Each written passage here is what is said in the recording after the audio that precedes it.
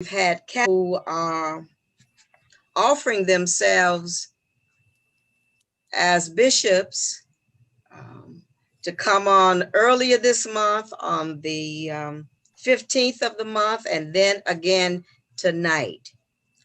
It appears as if a few people are delayed.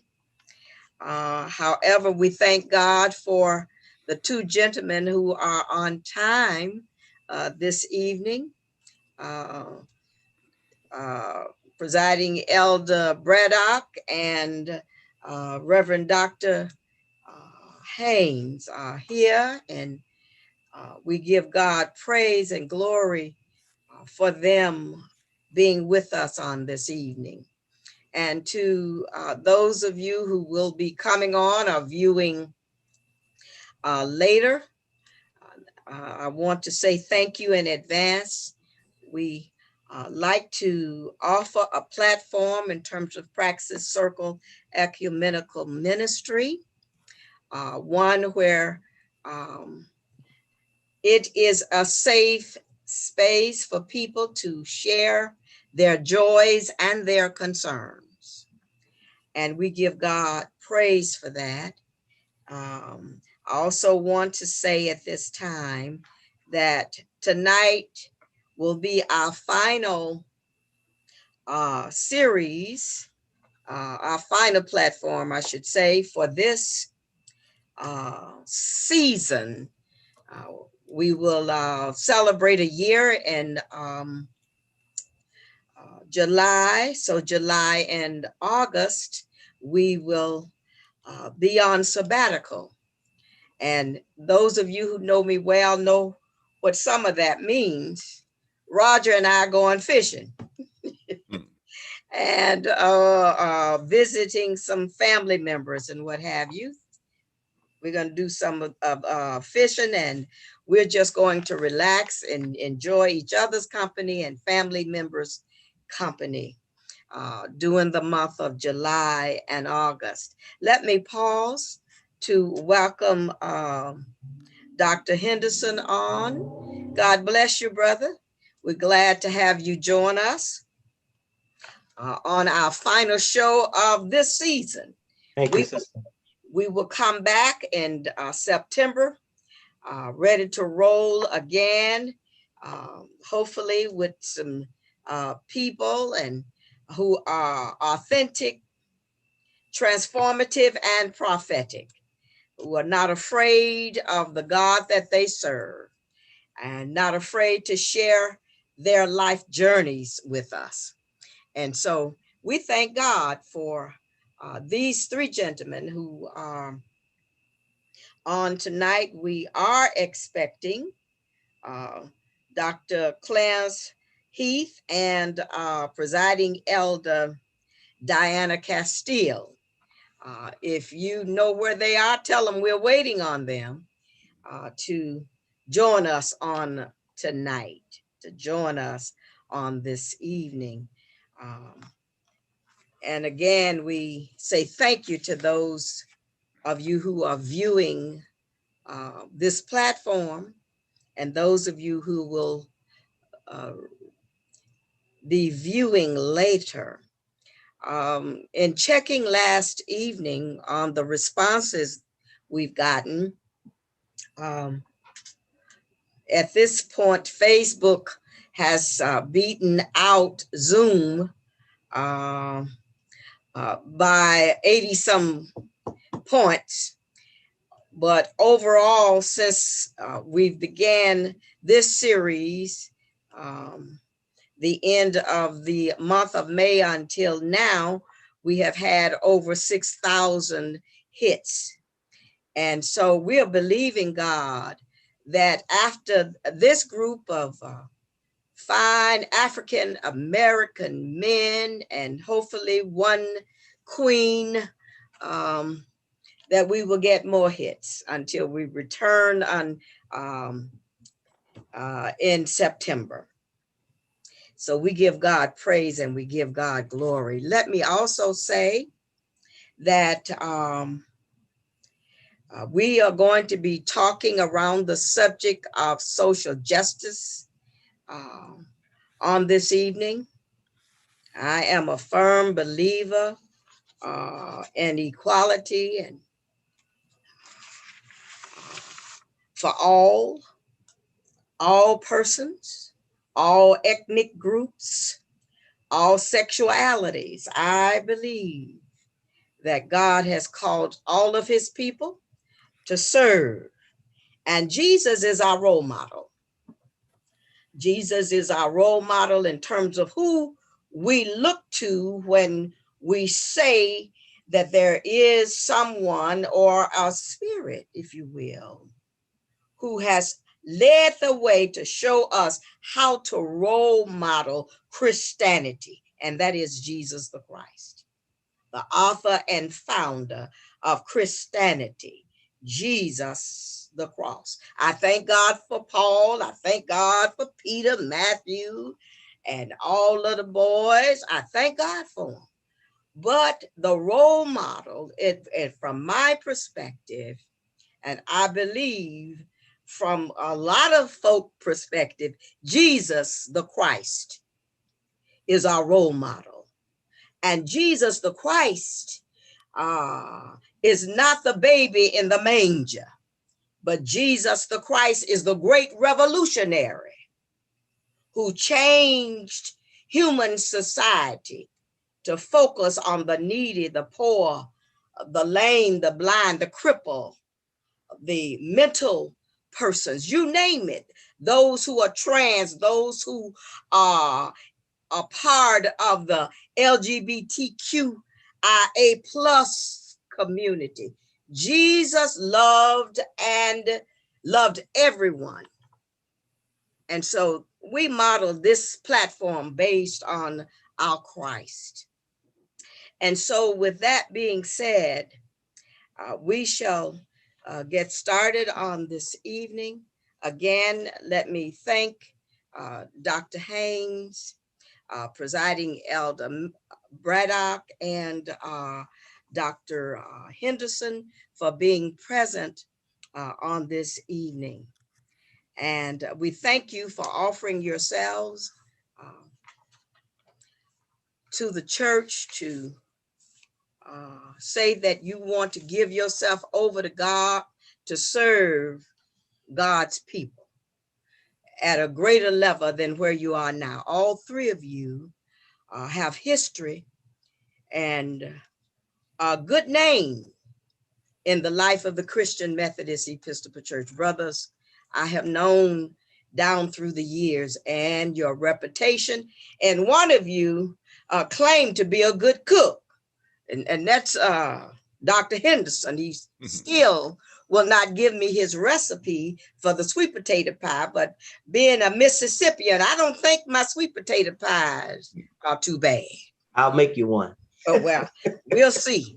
We'll see. You promised me that about 10 years ago. I'm still waiting on a sweet potato pie.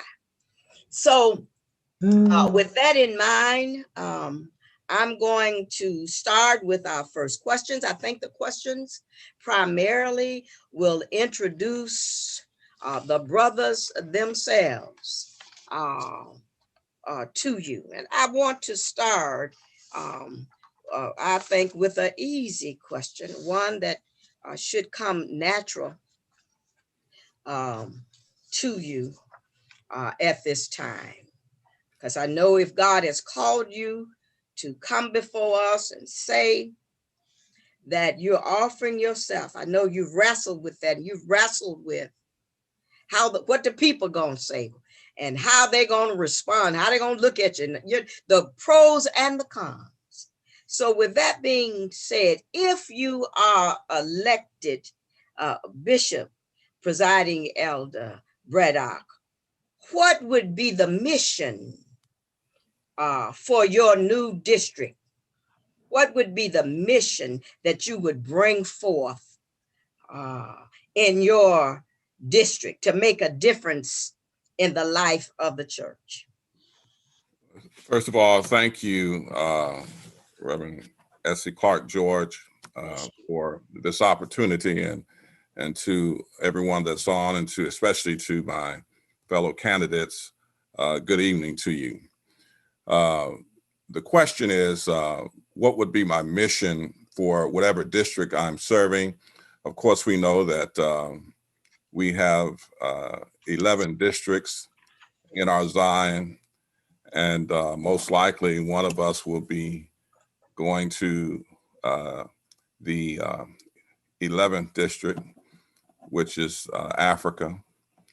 However, whichever district I end up in, I plan to continue the work that I've been doing all of my life, and that is, first of all, saving souls for Christ.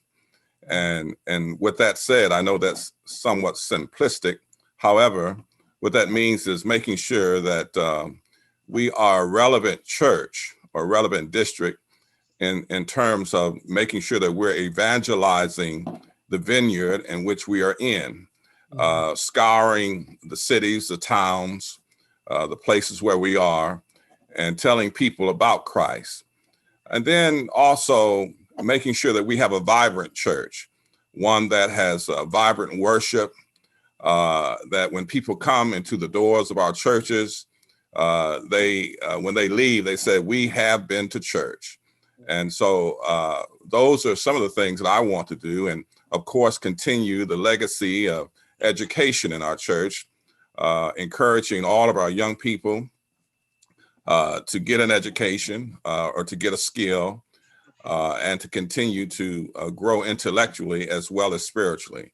And so, it's my desire to just make our church a relevant church, a vibrant church, an excited church, an intelligent church, so that we can be the church that God is calling for us to be in these days and times. Thank you so very much. I'm going to ask Dr. Haynes the same question. Please, sir. Again, Dr. Essie Clark-George, thank you for having me on. It is a pleasure to be in your presence tonight, and know that this opportunity for all of us who serve in the capacity tonight of aspirants are blessed by you. As I begin to elucidate and answer your question tonight, I think one of the key ingredients to an Episcopal leader when he or she gets to an area is to discern what God is saying, discern what the mission and vision should be for that district. As you discern, one of the things that's critical, I believe, for us is to develop leadership. One of the things that I'm seeing just from a myopic view is that we are, as a church, robbing Peter to pay Paul. In other words, that Episcopal leaders are calling each other, trying to find preachers because we don't have enough. When other communions or other reformations have more than enough preachers, they have bench strength. We don't have that. And the reason I believe we don't have it is because we have failed to help people discern the gift and the calling of God on their lives. As we mentioned, my home church, St. Paul CME Church, still today, it may not have the great membership that it had at one point, but it's always been an incubator for people to accept their call and to begin to explore what God is calling them to ministry. So I believe that that's one thing that I would do amongst others. All right. Thank you so much. Dr. Henderson, please. Same question. You're muted.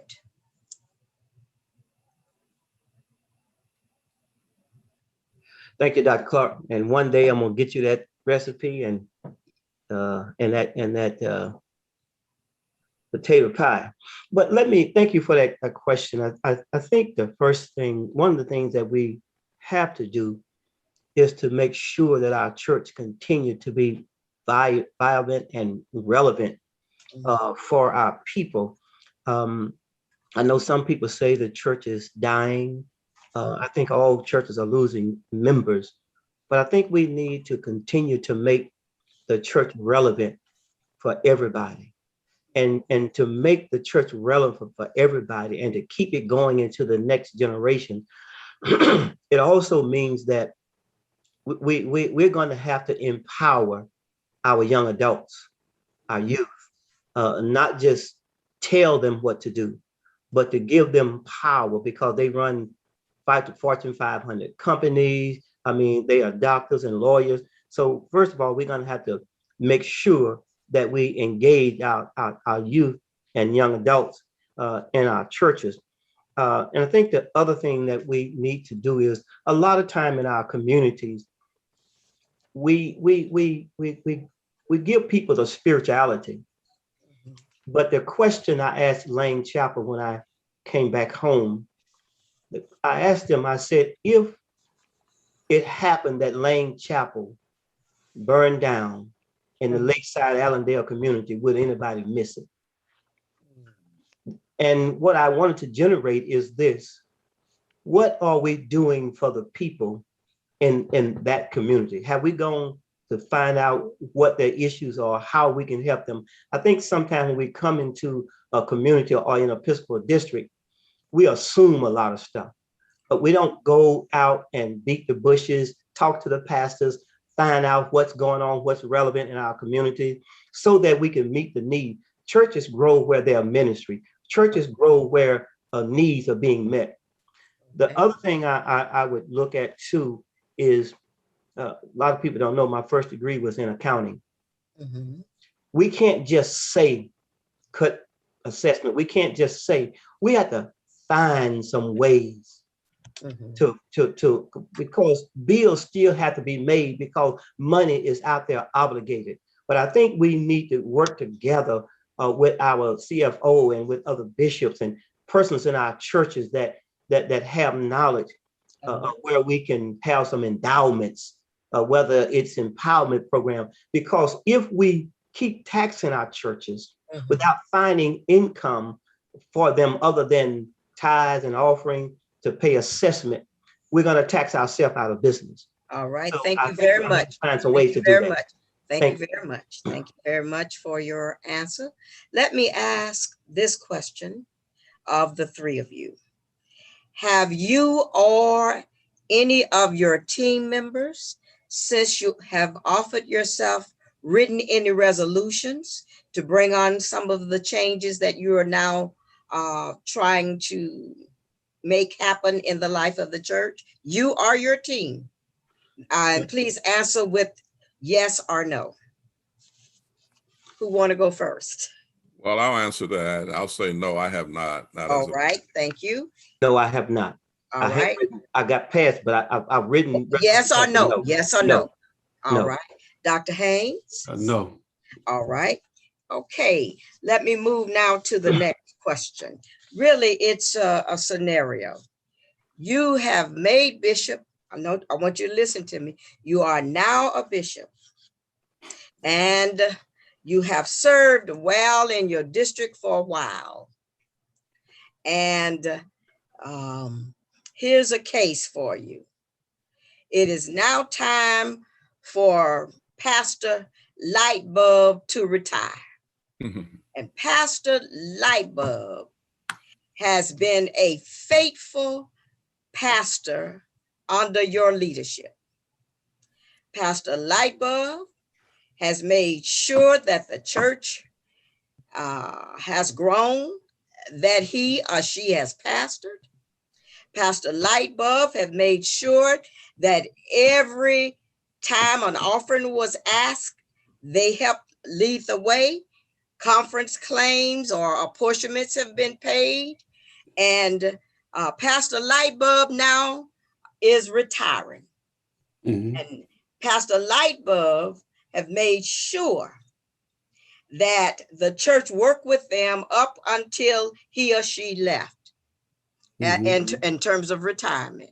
But the church wasn't able, even though the check was ready and given to the treasurer, the church did not, I won't say able, the church did not make sure that Pastor Lightbulb got his or her last installment of 12%. Now you're the bishop and you've placed a new pastor there, and he's come in or she's come in and has turned this situation over to you. How would you handle it, Dr. Haynes? I mean, I think it's your scenario is self-fulfilling. You know, anytime you have someone who has been faithful to the church, has given their life, and now at the place of retirement, it is the responsibility of the church and the Episcopal leader to make sure that individual is well taken care of, not only beyond the 12%, but to make sure that that person's 12% is paid on time and that it is invested in the right instruments so that when they are retired, they'll have a way and a means to take care of themselves so they won't be forced to pastor just to eat. My Lord. All right, Elder. Thank you for the question. Now, I believe I got the scenario right. Mm-hmm. And I think I heard you say that the church, it's not that they did not have it to pay, that they just did not pay it. No, hear me. They didn't have it at the moment. The check was being held by the treasurer. And let me add another piece onto it. The new pastor came on, and the new pastor wouldn't deal with it. The new pastor turned it over to the bishop. I see. Gotcha. Well, but now you the bishop. So what's going to happen? Well, number one, pass the light bulbs 12%. Say that again. It will be paid. Okay. It will be paid. Regardless of what happens, it will be paid. I will make sure personally that it will be paid. Also, I would investigate as to why it was not paid, and also why they may not want to pay it at this time. But the bottom line is, I would make sure that 12% was paid, because that pastor has been faithful, and we need to be faithful as a church to those who have been faithful to the church. So that's very much. Thank you. My answer. Thank you. Yes, Dr. Henderson, your answer, please. I was listening to what you asked, and I was listening to the answers that were given. And if you know me, I can't be disingenuous. I have to be who I am. And what I mean by that is, first of all, I would have to look into the situation, because you have to be careful about setting a false precedent. I would look into the situation to find out why was it not paid. When I look into the situation to find out what is not paid, because it seems to me, if I heard your scenario correct, the church did not have the money, but they gave him a check, and he gave it to the treasurer to hold for I don't know how long of a time. And so my thing is, we don't know if that, whether that new pastor would be able to fulfill it. And what I mean by a false precedent, if you set a false precedent with one pastor, then you have to be careful what you say to churches, because another church may not pay it and may hold it. And the conference has to be careful about setting false precedent, paying it. I think it needs to be paid. I think if that pastor has been that faithful, it needs to be looked into it. But I don't know if I can just say, yes, it'll be paid. I would have to look into it to see why it wasn't paid. I would have to look into it to see whether that church can do it, and press upon them that if it can be done, then it needs to be, because sometimes for a lot of pastors, that's the only source of income that they have. But I just cannot say, yes, I would do it, because all right. I won't be disingenuous. I won't be disingenuous. Thank you for your answer. All right. We appreciate that. And we're so glad to have Dr. Heath to join us on this evening. So glad you made it, bro. So glad. Yes, ma'am, I am too. Thank you so much. And for my apologies, please. And thank you to all. All right. We're glad to have you. We're glad to have thank you. We're right in the thrust of our question. So the next question will come to you. If you are elected Dr. Heath and you are assigned to XYZ district, and you're in charge of 190 churches, what would be the mission that you would bring to that particular community? First of all, let me say good evening to everyone, and thank you, Dr. Essie Clark-George, for this privileged to be on this panel with the distinguished guests that are present also. The two things that come to my mind is relationship and taking time to get to know the people. Mhm. While missions are very important, relationships are just as important as well. Mhm. One of the things I've always done whereby I've win is had what I call an icebreaker. Mhm. True enough, I'm clear about how to move things forward and assessing situations, but things work very well when you're able to take time to get to know people and people get to know you. Mhm. So probably 3 questions I'll raise before we even move anything forward is this. I'll meet with a group of our leaders and raise at least 2 or 3 questions. One of these questions would be, who are you? That's the first thing. Mhm. The second thing would be, what's your understanding of the mission that has already been in place with previous leadership? And the last question I would raise is, what are your expectations of me? So I think those are very important, because even when you move forward on missions Mhm. and people don't feel that you have a relationship with them or you trying to get to know them, Mhm. people can reject you or you start off with distrust issues. Now, second, to deal with the question even more specifically, Mhm. no matter where we go, the mission is always about discipleship, which Ah. is about training, which is about preparing. And it doesn't make a difference which Episcopal district any bishop be assigned to, or if I would be assigned to. Mhm. We've spent a lot of time discipling, training, preparing, All right. assessing where people are, what are their needs. I believe one of the issues in the church is that a lot of folk are frustrated because they're not equipped All to right. do many of the things that we've been assigned to do. All right. Thank you very much, sir.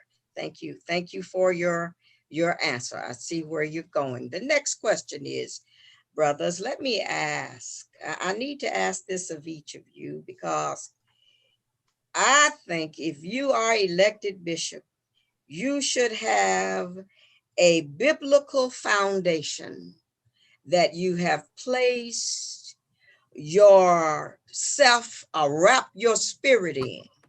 So what is the biblical foundation for you running or offering yourself to the church? What scripture do you lift up? Dr. Haynes? Yes, I lift up Ephesians 3:20. That's my scripture. That's my go-to. This is why I encourage people to stand with Haynes, strengthening tradition while activating a new direction. And I want to give you the New International Version. It simply says, now to him who is able to do immeasurably more than all we can ask or imagine, according to his power that is at work within us. And I want to emphasize it's his power, not mine. That's the work within us. My Lord. All right. Elder Braddock? Yes, thank you for the question again. My scripture is 1 Timothy chapter 3, verses 1-7. But the first verse is, this is a true saying, if a man or a woman desire the office of a bishop, they desire a good work. All And that's right. what I want to do. I want to do a good work. Thank you very much, sir, for your biblical foundation. All right, Dr. Henderson? Yes, thank you, Dr. George.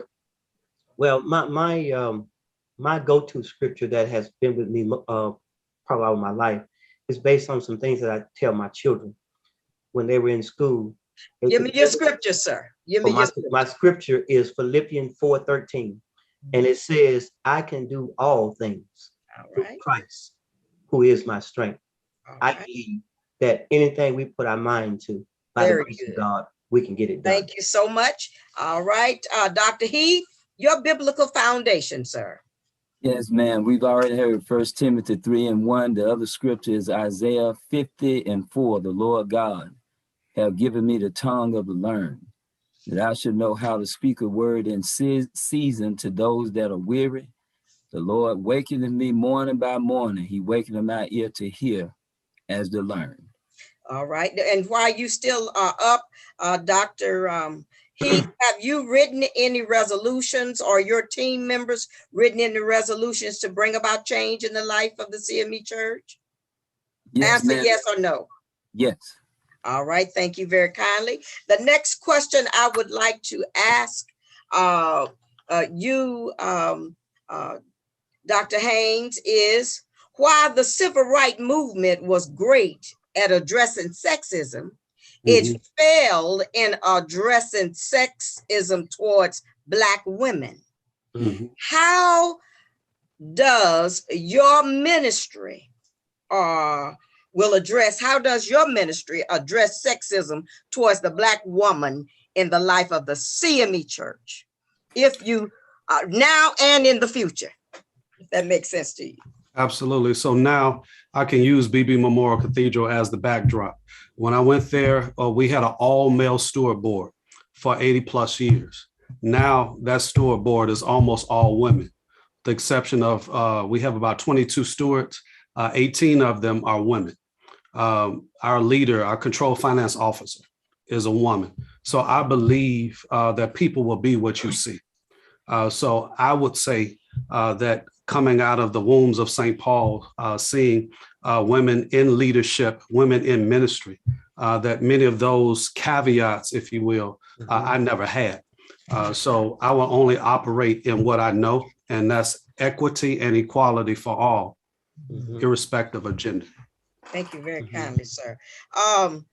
Elder, during COVID that we've just come out of about 15 months ago, how did you interface with your district and your church? What did you do to bring about nurture in the life of the people?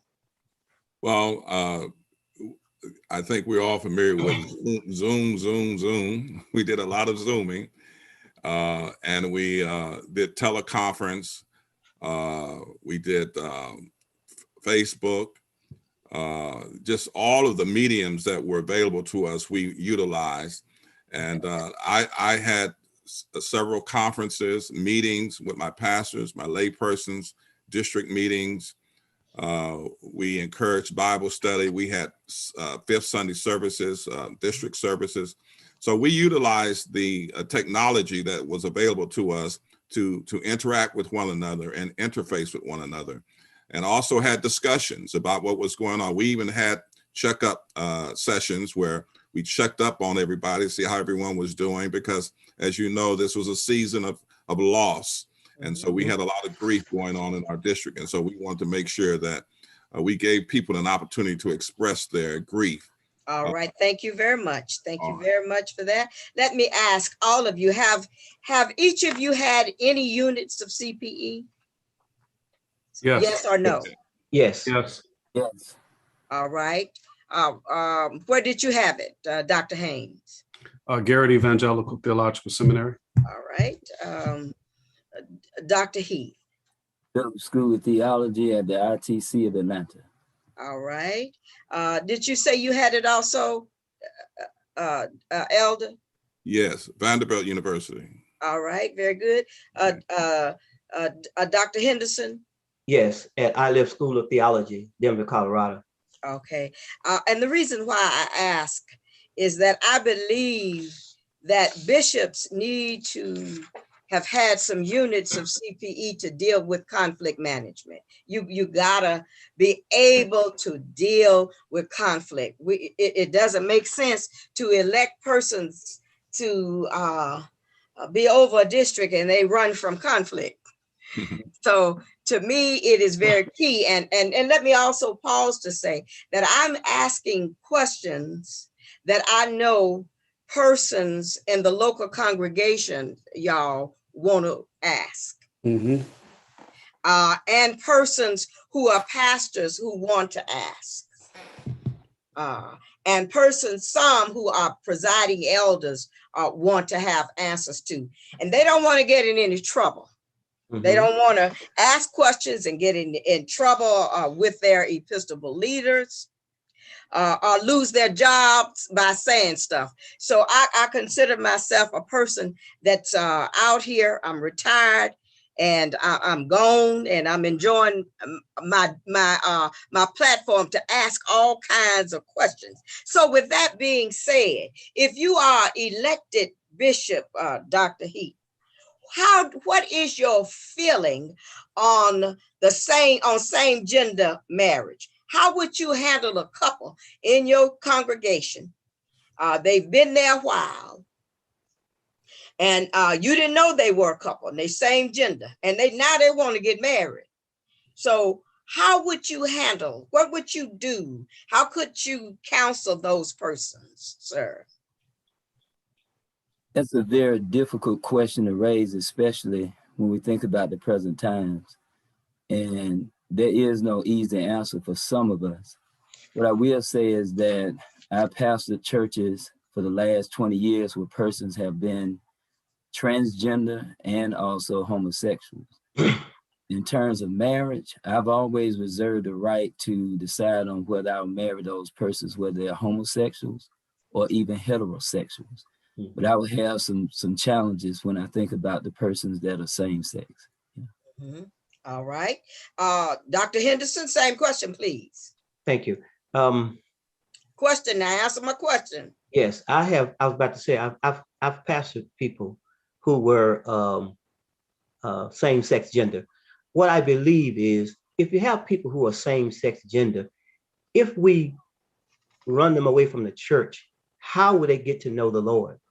So in that area, I have no quorums, but I also share the feelings of Brother Heath in this arena.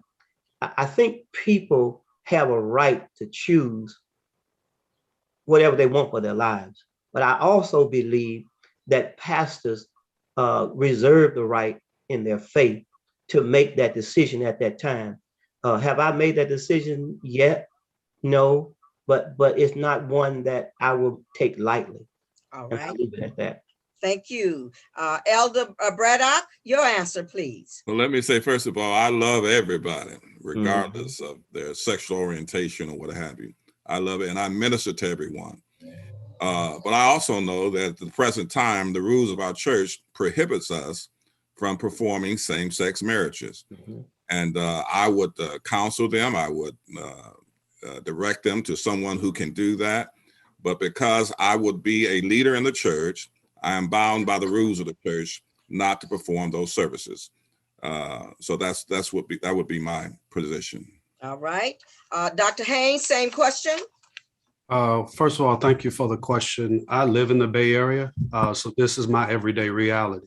And I've had couples come to me who are still members, who I still have relationships with. And the reality is, as a Christian Methodist pastor, I cannot perform any same-sex marriages. However, what my members do know, that I love them, I nurture them, I develop them, and keep healthy relationships with them. I think it's disingenuous to say that we have all of these relationships like white individuals say, I have a Black friend. That discredits who these individuals are as human beings and children of God. I think it's our position to show a level of love that demonstrates love over rules. Okay. All right. Thank you. Thank you very much. There are several white elephants. I call them white elephants. One is fear in the life of the church. And the other one is, well, let me just ask this question. As I see it and have done studies, there's a group, a large number of our bishops who receive before expenses over or to a certain amount, roughly around $500,000 per year before expenses. Before expenses. And in other words, the money goes to our bishops. Our bishops make sure that the monies are distributed where they are supposed to go. All right. However, the local churches are constantly making sure that apportionment is being paid the local churches are making sure that all of the higher ups, the district finances, the annual conference finances, and the general church's finances are in place. But we've gotten to a place in the life of the Christian Methodist Church where money is not being given back from the top to the local churches. And so I'm just wondering, if you are elected bishop, I heard what Dr. Henderson said earlier. It is very difficult. Let me just speak from experience. It is very difficult as a presiding elder to convince churches to pay their apportionments when the light bill is due. And disconnection notices are everywhere. So the insurance on the property need to be paid. We can just go on and name a litany of things. The plumbing is falling apart, but the apportionment still gotta be paid. Do you see, brothers, anyway in your future, if you are elected bishop, to develop some kind of mechanisms whereby the local church can be refurbished financially? Now, I know about the PPP. I know a lot of folk have used it. Some churches have used the PPP money, and I pray that they're keeping good records, because we all know what's going to happen down the line. What would you do, Bishop Heath, for your district? What kind of way would you give back? Before you answer, let me give some kudos to Bishop Isom. That was the time when churches needed something. Bishop Isom would reach up. I'm talking about the third now. I can only talk about where I served. Bishop Isom would reach and help those churches get off the ground. Bishop Stewart would reach and help those churches, even though we were not under the same financial situation. Somebody had said the economy had gone wild and wasn't no money. But I saw a bishop reach and get money before the churches were in bankruptcy, before the churches the people were leaving, and help those churches. And I've seen Bishop Williams do some. So now I'm wondering, if you are bishops, let me say this. I just think if you are elected bishop, you are obligated to not just look good at the top. We're tired of that. The CME church members are sick of looking good at the top and starving and being robbed at the bottom. That's how they're saying it. So what would you do to nurture, since all of you have had CPE and know how to bring life into a situation? What would you do, Dr. Heath, to help refurbish the church financially? Well, three things come to my mind. The local church, I'm sorry. Yes, ma'am. Thank you for the question, which is a very serious question when we think about the finances of the connectional church and how it impacts the local church.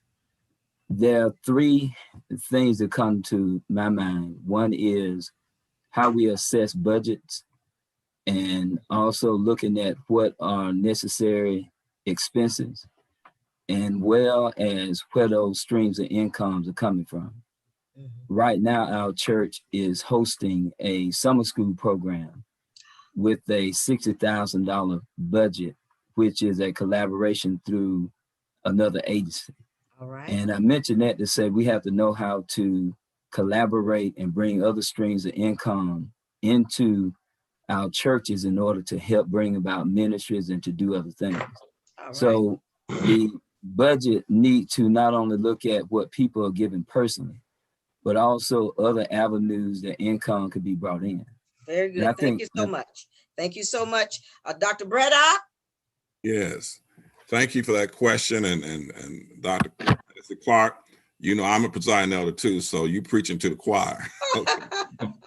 Let me just say that I agree that we have to set up a system where we do give back to our local churches. And I've been fortunate enough to be under two administrations, first Bishop Jefferson Norton, now Bishop Thomas Brown, where they believe in giving back to the churches. In fact, we have a program here in Georgia where we raise a certain amount of money, and Bishop Brown has vowed to give a certain percentage back to the local churches. And we have done that every year since I've been here.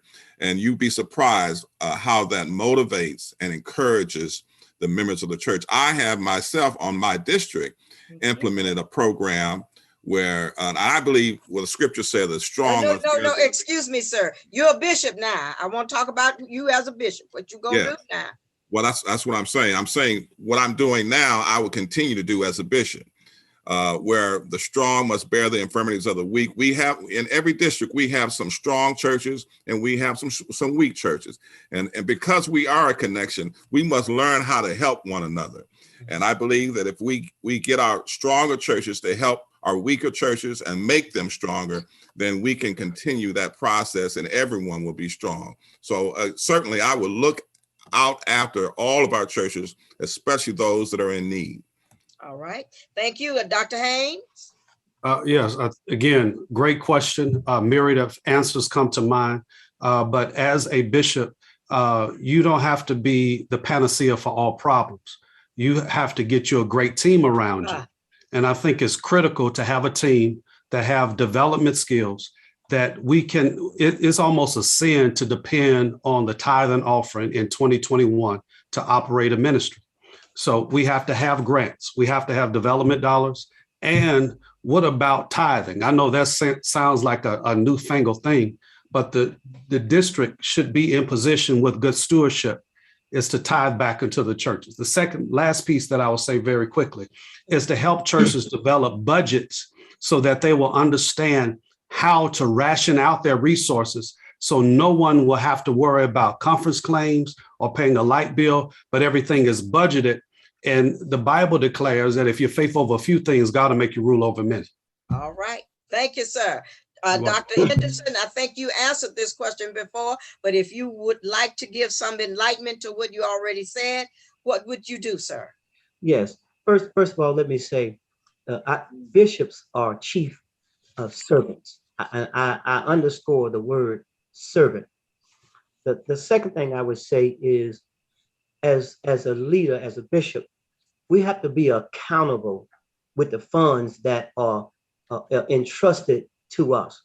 And what I mean by that is, if we are accountable with the funds that are entrusted to us, then we have to manage those funds to where we can assist our churches. I have served on a number of bishops, what I won't call their names, but if you want me to, I can. When churches were being built, they gave them the seed money and paid a few notes, because sometimes we ask people to build churches with just some faith and no money. It can't happen. The other thing I would do is, here in Louisiana, we have what we call EUTA, empowering us to help us. That money is solely given back to the churches to help them to when they have building problems. I think this time our bishop was saying, hey, if you experience something from the cold weather we had here in the South, and the insurance doesn't cover, let us know. I believe that it is the conference obligation and as a bishop to make sure that all of our churches, as best we can. But the way to do that, I emphasize again, I told you about, getting some other things, but we have to be accountable with funds. If we don't know how, then we need people around us to help manage funds. If you can manage funds, then you can help. But if you don't know how to manage funds, there are no funds around to help those churches. But I believe that in those situations, as a bishop, we ought to see what we can do to help those churches to be their best selves. All right. A mainline denomination during COVID cut the budget of every church in their denomination by 25%. In other words, they got a 25% discount on their conference claims, straight across the board. Would you be willing, Dr. Heath, to develop a program at the general conference level where you would spearhead a team to make sure that donations are given or some kind of fundraiser put in place at the general conference level? Would you be willing, if you elected bishop, to spearhead a team to make sure that that happened? Because I believe that this mainline denomination, in fact, I know this mainline denomination raised money at the general conference and was able to give that kind of money back to the churches. Would you be willing to do so? And if so, what would be 3 things you would do to spearhead a committee in case of a tragedy like a pandemic, to help the local churches financially, straight across the board? Thank you for that question. It's a very interesting question, which definitely is not in keeping with how structures are set up. In fact, bishops at a general conference really don't have the authority to lead efforts outside of whatever resolutions have been already previously formed and that have had time to form within various commissions or committees before being presented. But I will say I do agree that we can look at ways to decrease, and we need to. Part of that will involve the CFO of the church giving assessments so that we can decrease. I do believe it can happen. I believe we have the resources. I think it could have happened, but and it'd be helpful for all our local congregations in order to be inspired. That kind of question is one that is not difficult to answer, but to look at how structures and systems are in place. Bishops are not over a bishop is not over the entire church. That's what I'm getting at. Yeah. Okay, thank you for your answer. Dr. Haynes? Again, thank you for this complex question. Again, I'm a student of history and student of structures. For example, the United Methodist Church is a denomination. We're more of a connectional church. I would say we're more akin to a KFC or a Church's Chicken, by which each region operates out of its own necessity of what it produces. So, I agree with my colleague that, a bishop does not have jurisdiction to single-handedly change the structure of the budget. However, a bishop can influence what happens at the regional level. And when we look at, since I've served on the Committee on Finance, when we look at the largest structure, that budget is only $5 million. However, on average, each Episcopal district raised more than $1 million. So there are some ways that we can look at restructuring our things. But I would not use the comparison of another denomination who had hundreds of years of slavery resources over us. We're Black church, we broke, bottom line. But we can make changes if we're fiscally responsible. Hey, very good, very good, very good. I'm going to move on from there. I do appreciate your answers, because you were able to, well, don't let me, all right, let me go to the next question, a key question. I think in terms of the church, the woman in the Christian Methodist Episcopal Church has come a long ways since the early days, whereby we couldn't even meet to hold lunches. I have a lunch doing a major meeting. We've come a long ways. We've come a long ways, and in terms of at least getting one woman elected bishop, and I have to say it this way because I believe that there are two churches, one that we live in that it emphasizes the male image, and another we live in that put less emphasis on women. Mhm. And from a woman perspective, we see the church as having two veins, one for a brother and one for a sister. And that has nothing, you're not to blame. The bishops are not to blame. We have bought into the structure of oppression that we now live under. We are under a structure of oppression for certain people. When you become bishop, or let me put it this way, if you are a not elected bishop and a sister who is running for bishop is elected bishop of the district where you now serve, well, I'm gonna get you in trouble if you answer this. Would you remain there and serve under her leadership? And I would like a yes or no from all of you. Yes. All right. Yes. All right. Yes. Thank you, sir. Yes, Yeah. definitely. Right. Now, tell me why, Dr. Haynes. You would catch me drinking water, right? That's okay. Because again, for me, gender doesn't matter. You know, I'm married to a very powerful woman in her own right. And yet I treat her and give her the same level of respect that I have friends that are in her same position would. Because for me, gender does not matter. It matters that we equally lean in. Good. Thank you. Dr. Heath?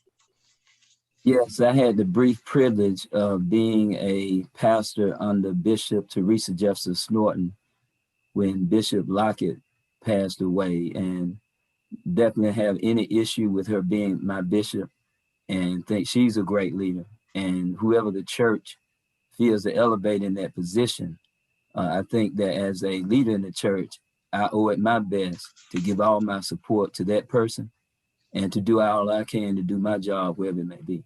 And that's the way I think that's how I live. Yeah. All right. All right. Okay. Elder Braddock? Yes, I too have had the privilege of serving in the cabinet of the first female bishop of the CME Church, and she is outstanding, and she is a great leader, and I learned a lot from her. So no, I wouldn't have a problem at all serving under the administration of a female bishop, not at all. Thank you, sir. Dr. Henderson? No, I would not have an issue at all. And I think, and the reason that I would not have an issue is because I believe the prophet of Joel and Peter's understanding when he said in the last days, God said that I will pour out my spirit upon all people. Your sons and your daughters will prophesy. The last time I checked, a daughter was a female. So when God calls people, it's not it's not up to us to say what happens to them. We have to honor that call, and I would give them my best in every area. I have not been able to serve under Bishop Jefferson Snowen, but I did serve under Jane Thomas as my presiding elder, and I thought she was an excellent elder, and I gave her everything I had to make her the best she can. And these two veins, it needs to be one. All right. Thank you very much. I like that. Do you see Elder Braddock, the CME Church ministry addressing racism today? I do. Can you give me an example? Well, I believe we are by joining with other entities like Black Lives Matter and the NAACP, the SCLC, and other entities.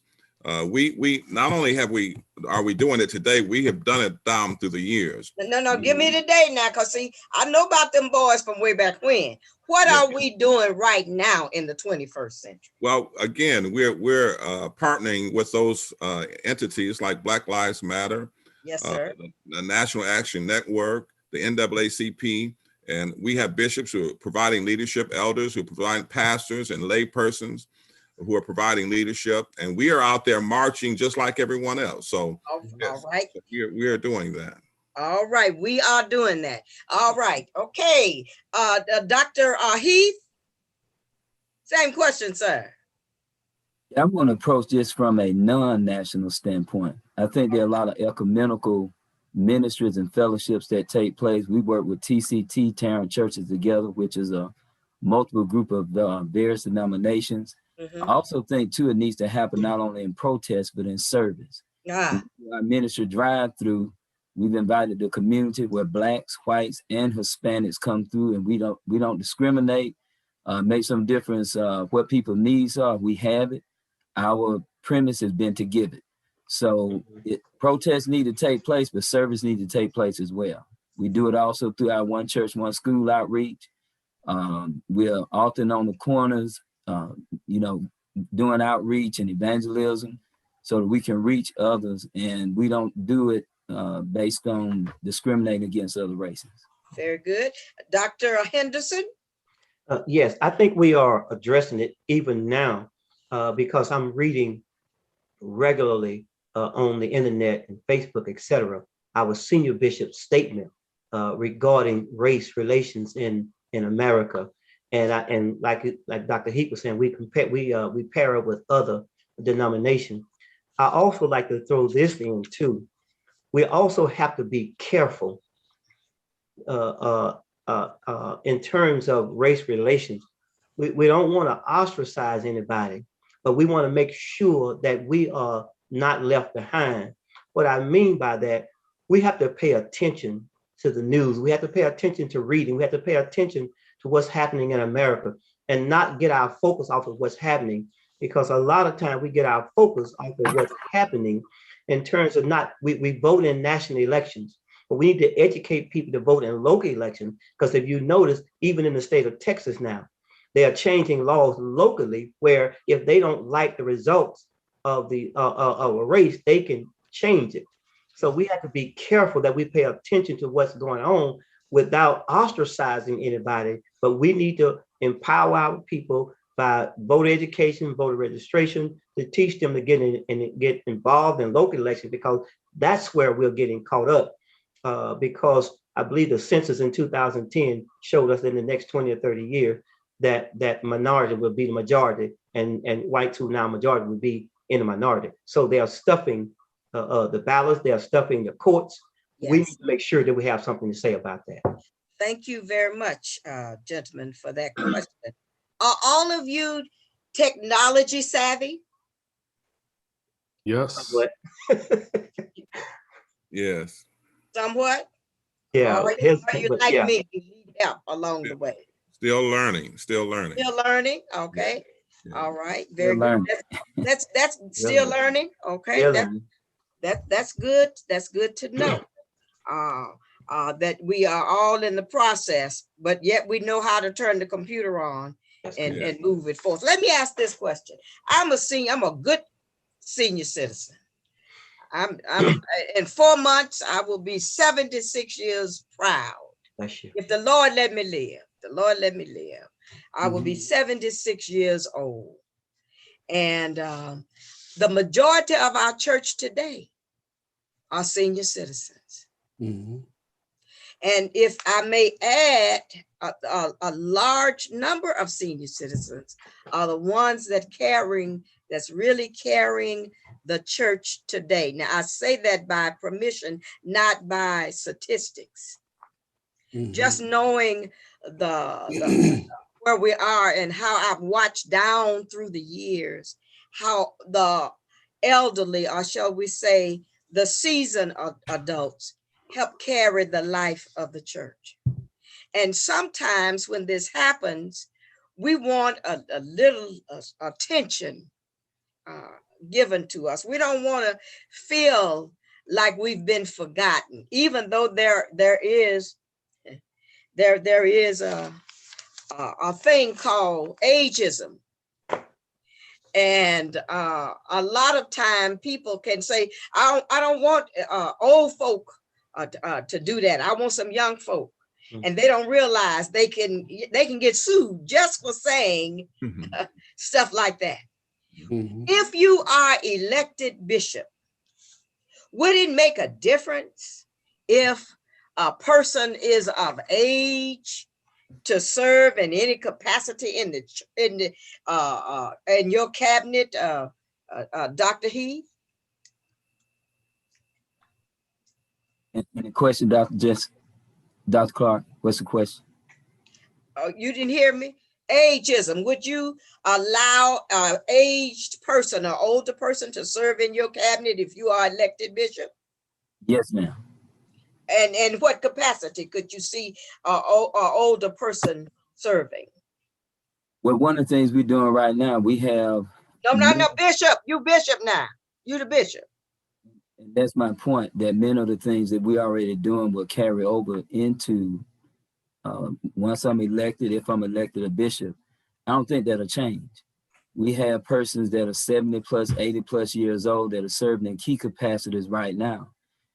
But not only that, there are persons that are serving in positions as well as persons I rely on who are not in positions that I talk to as mentors. And I well respect persons that are 20, 30 years senior to me who have wisdom and experiences that I often draw from.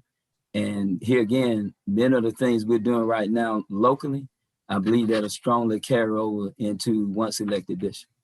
All right. Now, can you give me one example, sir, of what Yes, you're ma'am. doing now? I sure can. Our superintendent of Sunday school is over 90 years old. He's very vibrant. I rely on him in his leadership. He also knows how to reach across other ages. We have assistant superintendents that are in their 40s and 50s, and we have junior superintendents that are teenagers. I believe in what I call a matrix, where any and all ages can participate in various ministries and support each other. We've been doing this for over 25 years. Thank you, sir. Dr. Haynes, would you have a problem using an old senior citizen like me to serve on your cabinet? Now, I can't keep up with you. You know, you bishop and you're moving all around your district. You got 140 churches, and yet you said you want me to serve. In what capacity? What could I do to assist you, sir? You big time bishop over the XYZ district. I mean, come on now. What can I do? Yeah, well, I think the sage that comes with experience, knowledge, and know-how cannot be thrown out. We see that being played out in our own society with President Biden. I'm seeing it played out in the 9th Episcopal District with Paul A.G. Stewart Sr., who just turned 80 years old. And I've worked with 6 bishops as a pastor. And I will say unequivocally that he's given the type of leadership that a young pastor or a young bishop would give, also with the sage of one who has been retired. So I think there are so many gifts and nuggets of wisdom that we can receive if we embrace the principle of productivity and fruit, irrespective of age. My God. Thank you, sir. All right, Elder. I know you have all levels of ages on your district. How could you use a brother my age on your district, a sister my age on your district? Weren't you elected bishop? Well, first of all, let me say my mother's 92 years old and she's still active. Okay. I would agree with my colleagues that we need wisdom. One of the things that we need is wisdom, and I would utilize them in every capacity, in every area that I could use them on committees, and to let them help us share their wisdom about how we can go about doing things more effectively and efficiently. So I would use them in every capacity. In every capacity on your, all right, Dr. Henderson, same question, sir. Of course, I would put senior citizens around me, because as we would say, we need the wisdom, and we can put them in a lot of places. I don't think age matters.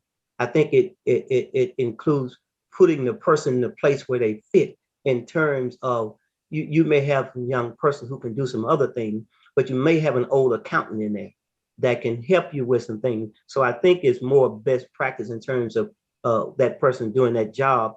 I've done it. My church now, Lane Chapel, is probably 80% senior citizen. But one thing I do is so that we can be equitable, I use my seniors to be mentors for my young people. For instance, my director of Christian education, I won't tell you her age because some of y'all might know her, but she's over 80 years old. And we were talking, and she said, "Hey, Pastor, I've been doing this a long time. We need somebody else." So I put in a young adult, I would call, and said to her, "But she's going to need your know-how." And the young adult person said to her, "You can't leave me now." She said, "I won't." I think we need to learn how to pair people because we need wisdom and we need legs. All right. Okay. Thank you very much. Now, our book of discipline says that the salary of a pastor is $16,000. 16,000. And that's why I asked you earlier, have you written any resolutions? Or your team members written any resolutions to help bring about a change? Now, I know generally how persons negotiate his or her salary with the local stewards and stewardesses. But our laws need to be looked at.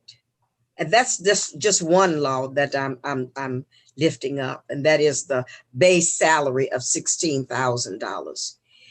If you had time, and each of you do, because it's my understanding that resolutions are not due in until the December sometime. That's my understanding now. Don't hold me accountable.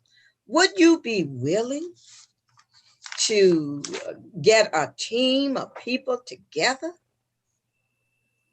to look at that base salary in another way? Let me go to presiding elder Braddock. What would you do in terms of writing something that will enhance a salary that is in a book of discipline that we just upgraded in 2018, and no one wrote anything? What would you do to? Well, first of all, let me say that base salary is outdated, and we know that nobody can live off of $16,000 a year. So I would, of course, look at that seriously and try to put together a team of people to let us look at how we can raise that level of salary so that it would be a livable wage, because that's not a livable wage. And so I would seriously look at it and try to put together a group of people to study that and see by raising it to what we think was more adequate. Okay. All right. That's a good answer. So Dr. Heath, what would you do if you had the time to write a resolution on basic salary in the life of the CME Church? The unfortunate thing about the salary for pastors at the general conference level is that it is way too low. And some more immediate things can take place. I want to acknowledge my bishop, Senior Bishop Lawrence Reddick, who just had meetings with all the clergy about 2 months ago all over the state of Texas. And one of the questions that was raised, provide your present compensation. And he went every church, 200 plus churches. And after all the churches, pastors gave their salaries, it was noted that some pastors had not received any salary at all. What I appreciate my bishop in doing, which I know I would do also, is that he raised funds across the entire Pittsburgh district that would be distributed to persons that had not got paid or did not receive that much. That would be a more immediate response, because even if we raised in a general conference, which it does need to be done, I still question even if that would be enough. If we're going to talk about raising it, it can't be 20,000. It might be 30, but it really needs to be more.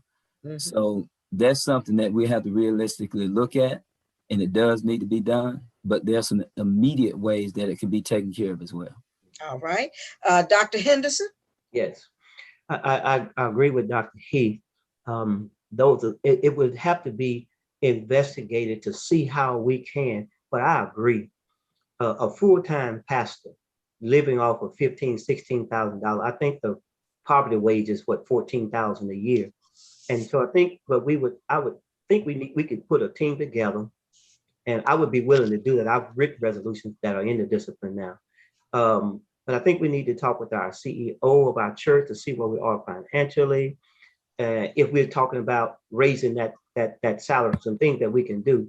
But immediately, I think as a bishop, we would look at some things like an empowerment program to how we can immediately help, because we're looking now that it may not pass because people perhaps will say, hey, if we do this, we got to raise this. That means if you raise the salary of the pastors, then maybe your budget may go up if they're going to guarantee it. But I think we need to look at it and investigate it because the salaries are way too low.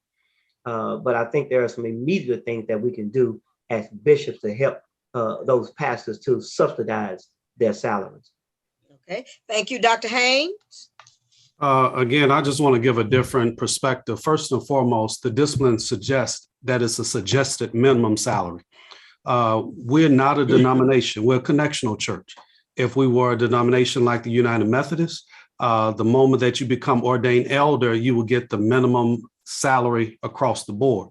We don't have an endowment or a structure that support that. However, it is critical that we begin to set up endowments, set up funds, partner with organizations like the Lilly Foundation to provide living wages for our pastors to serve. I think, writing resolutions are great, but when it comes to application, it does not always, the rubber does not always meet the road. It's critical for us to understand how we can help best serve people by giving them a living wage so that they can be excited about doing ministry. It's hard to do ministry when you have to decide whether you're going to eat or whether you're going to prepare for a sermon. Wow. Well, listening to your answers have stirred my heart and also have warmed my spirit, because many people and many pastors in our denomination are struggling to make ends meet and are trying to do the best that he or she can to make sure that the church stay on top. So now, Bishop, you are elected and you have been invited to XYZ church to come and preach for their opening of the revival. Are you expecting an offering, Dr. Haynes? Great question. Every year I do 15 to maybe 17 engagements where I give back to local churches. I do have engagements that pay me well, and I'm grateful for them. However, I think I preach because God has called me, not to get a check. Dr. Henderson? No, I have had obligations. My thing is I've been to churches where they were not able, and when they did write me a check, I gave it back to them because the money that they were raising, they needed it more than I did. So I think if we go to a place to preach looking for a salary, first of all, looking for a check, we're doing the wrong thing. Again, we have to go because we are called to preach and to make a difference. So would I be looking or expecting? No.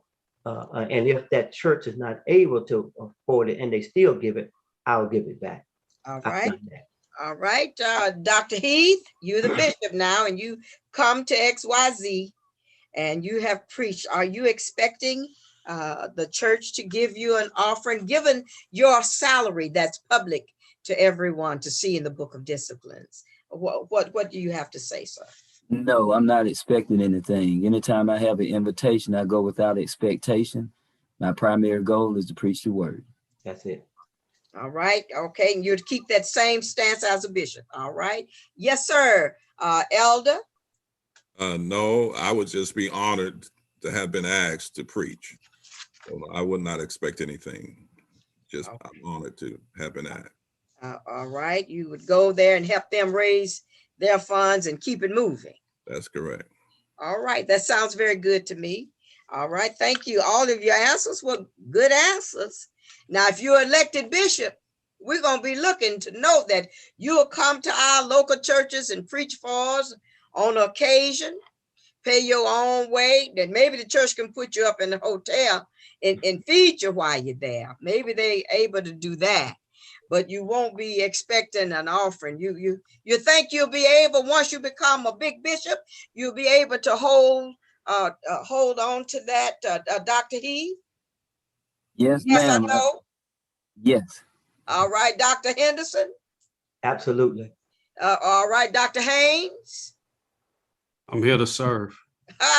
All right, Elder Braddock. Yes.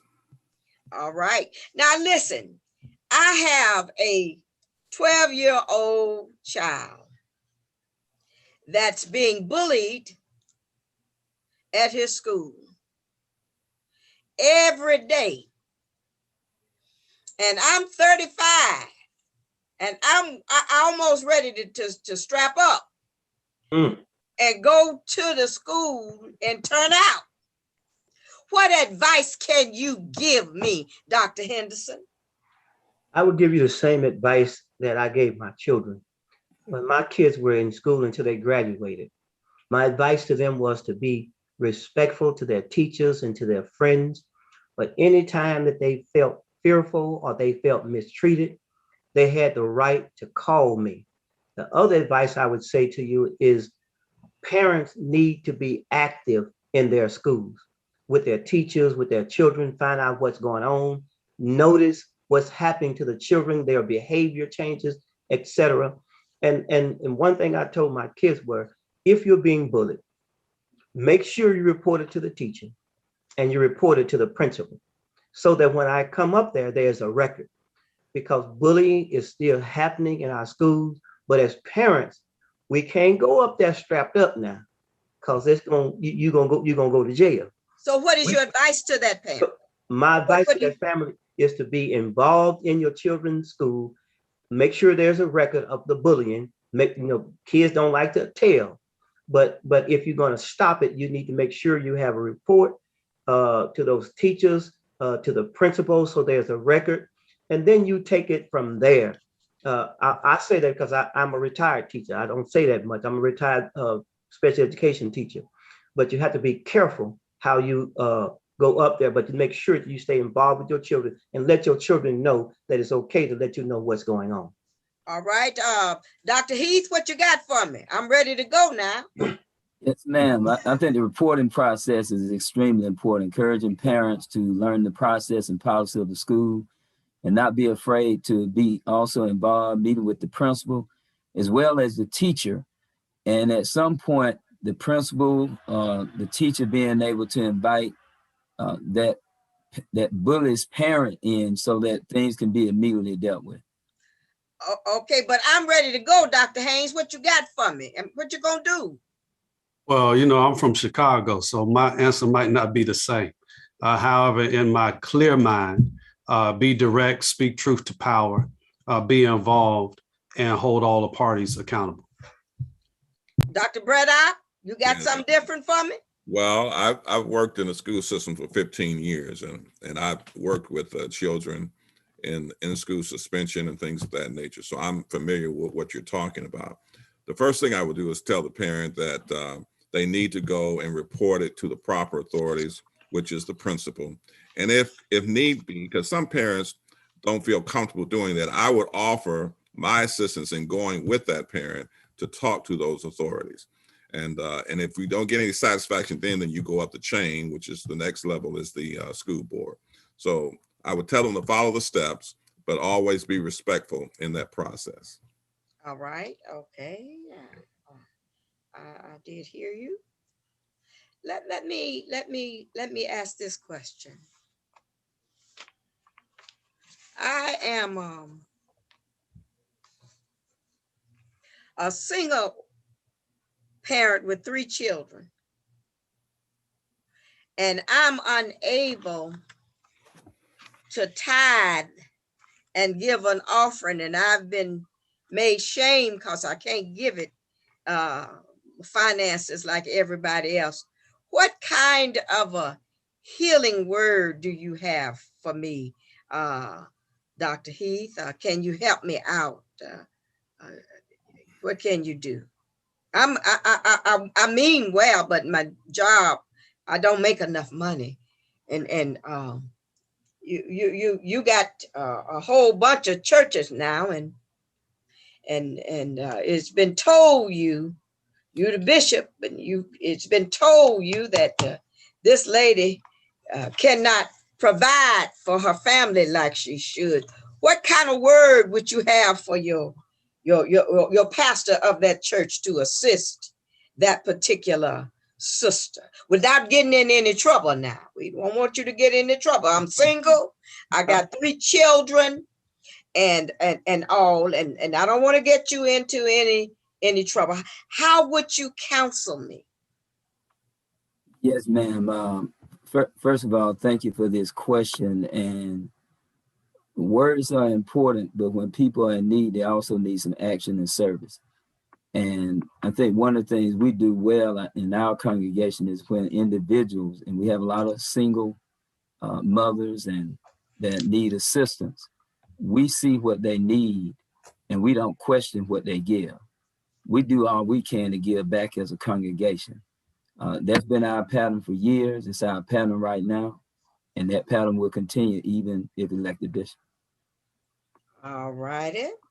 Okay, Dr. Haynes, I'm cute as I can be. I got 3 little children, and I'm trying to make it. And you, the bishop, and you have passed it on to your pastor. How can you help me? Yeah, how would you? What kind of words you got for your pastor to help a single woman now? And I'm not hard on the eye. Y'all don't want to get nobody no trouble, but I need some help. Yeah, well, my first response is her countenance should not even be in question. You know, the missionary president is an opportunity for her to do mission. And I would ask that pastor and the missionary president to not only take up benevolence, but to give them an opportunity to get ahead of the game. We cannot talk about giving and stewardship and we don't invest into the lives of people. My God. All right. Well, I might as well go ahead on, and I'm out here on this limb, so I might as well push a little farther. Sexual harassment in the church is key. And some bishops, like my bishops, have training to make sure that persons are not harassed or even appear to be harassed in the life of the church. Here is an incident. You have a pastor on your district that's been a faithful pastor and have worked diligently in the life of the church. And there are persons, young women, serving on your studess board. And this pastor has developed a sexual relationship with the studess and has promised to marry her. But every time it gets close, something happens and he does not want to marry her. So the student does some research and find out that the pastor is still married. And so now she tells the leader of that district what has happened to her. You are the bishop. How would you handle a situation like that? Let me start with Dr. Haynes on this question. Well, first of all, we will have to follow the discipline. And the discipline gives us various methods by which we are to hold our leaders accountable. It is not the responsibility, nor can a bishop go into a local church and make demands on the local church because that's not that bishop's jurisdiction. Bishop has to take that pastor through a tribunal, which the accusations are stated, and then investigation is taken for.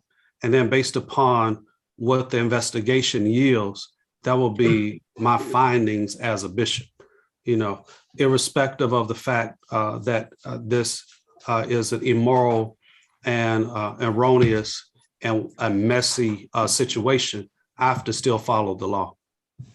All right. Anyone else have anything, any other three of you have something different to add to that? Yes, I would. Yes, sir. Interesting you raise this question, because on my desk at this very moment, I have a copy of a sexual harassment policy and orientation, which we will be sharing with our country. They don't know this yet, but be it God's will, I'm sent back after the annual conference. It'll be the time for us to represent the sexual harassment policy to our leaders and staff, but we also make it available to the entire church to encourage that we have an environment where we don't practice sexual harassment.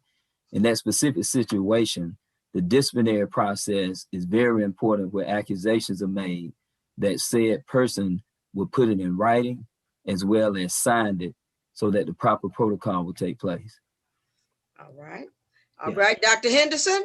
Yes, I mean, we have no other choice but to follow the disciplinary procedure, because that protects that person who's being harassed, that pastor, the CME church.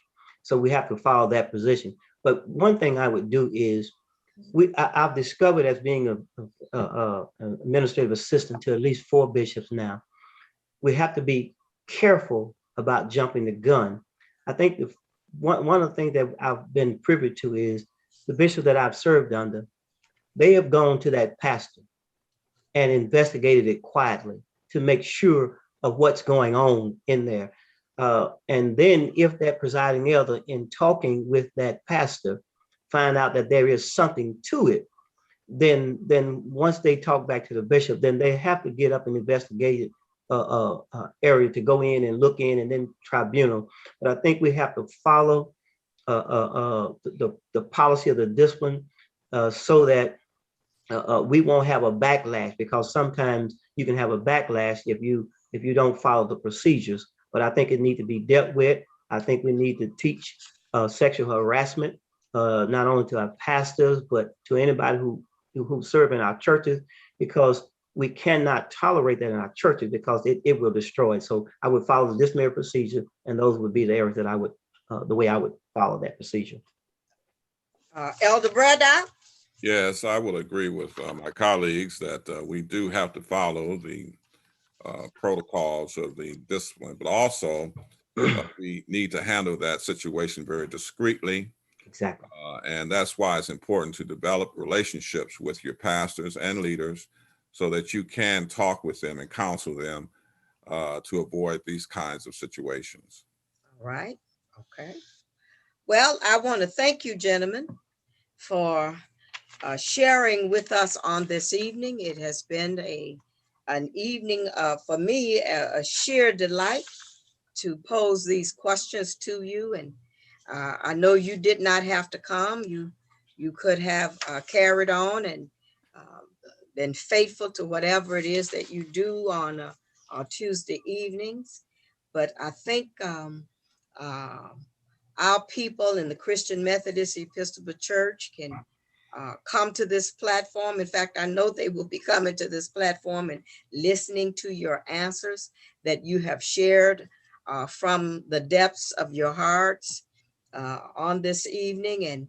And I will be looking for you if you are elected to live up to what you have shared on this evening. I pray that as we prepare to go to the General Conference in 2022, that God's grace and mercy would be up on you, and that you would carry forth in good health, which will be my last question, good health. What are you doing, my brothers, to nurture yourself, to keep yourself healthy? We want healthy leadership in the life of our church. And y'all know how we do in the CME church.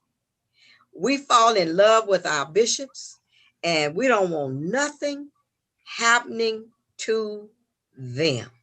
So I think thinking what I'm thinking, that the bishops are also obligated to be good stewards over their bodies. So Dr. Heath, what are you doing to give yourself some good self-care? Yes, man, that's a challenge. I have an excellent routine, but I don't deny that it's a challenge because I love to work with the people of the church and do ministry. In fact, that was part of my reason for being late. I literally was exhausted. We just finished up leadership training last week. We got a freedom school we just started along with other ministries. And of course, the campaign itself. Several days a week when I get up in the morning, of course, I start with my spiritual and physical devotion. That always starts with prayer and reading the word, and that's not related to sermon preparation. That's a little bit later in the morning. And after that, I do workout anywhere from 45 minutes to an hour. I do this religiously as a part of my self-care. I do as well as I can to eat right. Just cooked this morning some rice, potatoes, and carrots, mixed with some seasoning so it can be ate during the week. I got a pot of collard greens and a side of cornbread from last week. I had cooked, kind of carrying over. So I eat very little meat, and plus I'm due for my annual checkup, which my wife as an RN is also encouraging me to do. So it's a challenge, but I got a solid routine. And then I also would encourage other ministers to do likewise, as well as our members in churches to take care of themselves, which we got a lot of health ministers at church as well. Thank you, sir. Dr. Henderson? Well, I am an avid exercise person, have been for years now. And I exercise daily. I've got mine in today. I lift weights. I do my best to eat right. I love to cook. So sometimes when you cook, you don't always, but I watch what I eat. I tell people I eat a little of everything, but a whole lot of nothing. Mm-hmm. And I think exercise is the key because we have to watch our blood pressures. We have to watch our sugar, etc. I don't want to brag, but I'll be 61 this fall. God bless you. I just started taking what they call vitamins. I take no medicine for nothing. I pray that God would keep it that way.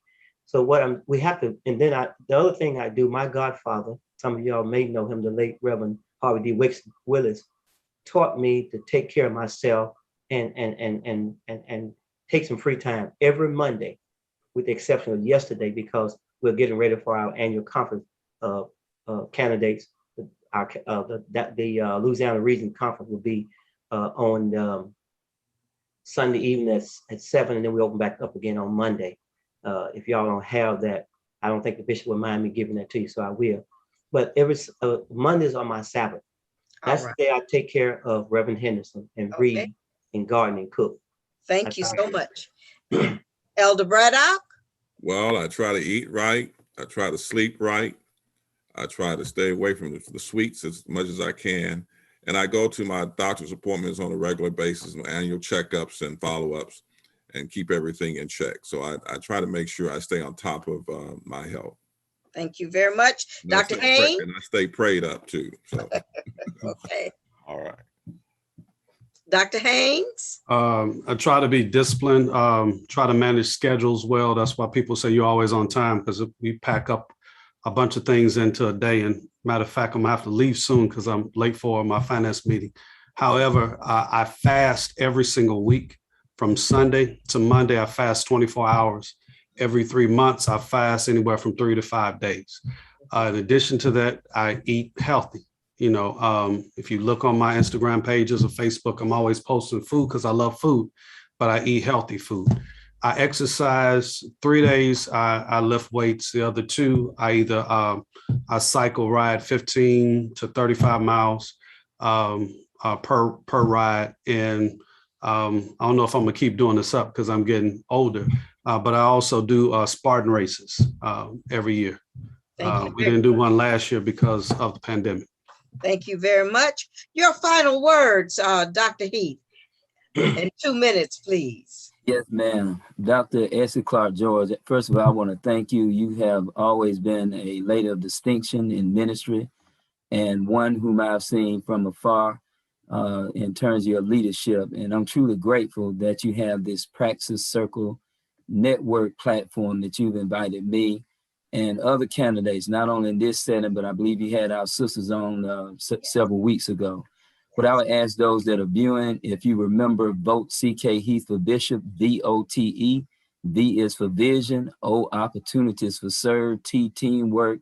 And when you look at my track record of 27 plus years of pastoring, 30 years of ministry, you will see someone who is effective and efficient. So I want to thank you for allowing me this privilege. And I hope you continue to do well as you move this ministry forward. Thank you. Thank you so much. Dr. Braddock, please. Yes, again, I also want to thank you, Dr. Essie Clark-George, for this opportunity. It's been a pleasure. And again, my name is Frederick Braddock. I have been in ministry in our church for the past 43 years. I have served at every level of the church, preacher, pastor, presiding elder. I have been married to my lovely wife, my college sweetheart, Sheila Braddock, for the last 37 years. And we're the proud parents of 3 young adult sons. I have given my life to the church, and I want to continue to serve the church at the next level. So again, thank you for this opportunity. And remember, I am seasoned, reasoned, and relatable. Thank you. Dr. Henderson, please. Thank you, Dr. George. And again, thank you for inviting us to this Praxis Circle Network. And I thank you for being a friend over the year. And one day I'm going to break down and give you that recipe, my mama's recipe. But let me say thank you. I am Manuel Henderson. I've been a pastor in the CME Church for 40 years. My first salary at my first 2 churches was $25 and $30. So I've been a pastor all of my adult life. I've served as administrative assistant under 4 bishops. I've served on all levels of the church. I've written resolutions that are in the discipline to help our churches. I'm willing to serve. I am a servant of the people. And I ask that you will give me an opportunity to serve you, along with my wife, who my high school sweetheart, I've been married to for 36 years. And we have 2 young adult children, our son, Emmanuel, our daughter, Brianna, who are also college graduates. So I ask you to remember Manuel Henderson for Bishop. I appreciate you. And thank you, Dr. George, for giving us this opportunity to be on your network. Blessings to you. Thank you so much, sir. My homeboy, Chicago man, Dr. Haynes.